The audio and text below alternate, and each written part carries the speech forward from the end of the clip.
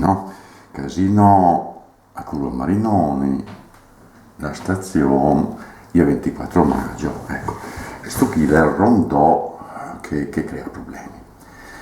Cosa ha inventato sto ingegnere Scarabocci? L'ha inventato in pratica la Loft de Colombo, de buttare giù tutte le case che è in mezzo a quel rondo lì, no? Salviamo magari gli alberghi, l'Olivo, il Palace, ma le altre case invece, anche all'Esberlanda, lì c'è, si può buttare giù tutto e fanno piazze, piazza Bresciani, vedete lì a sinistra, e piazza Pum a destra.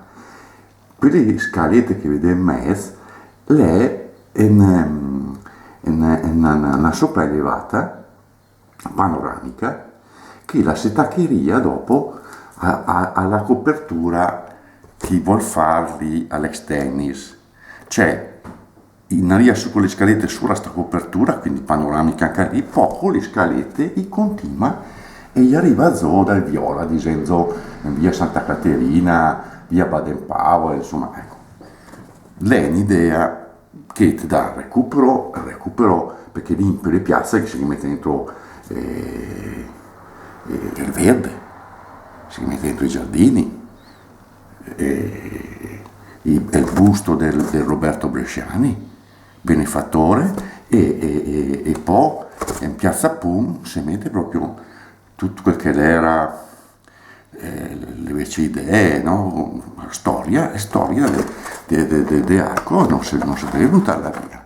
Allora, se che poi c'è me in comune, invece di portare le firme, far casini, le operazioni lumache bis, bloccare tutto, e dice, questo ingegnere Scarabocci della ditta, fai dei che non vuol niente, sto qui, non vuol niente per queste robe qui, niente, tu gratis. Sarà un po' di casini quando butterà giù le case, che sarà un po' di polverone, ma insomma, tanto continua a piovere, non è che sia problemi. Ricordeve che te le vignole non la pensa solo la vignola, pensa a Capi d'Arco.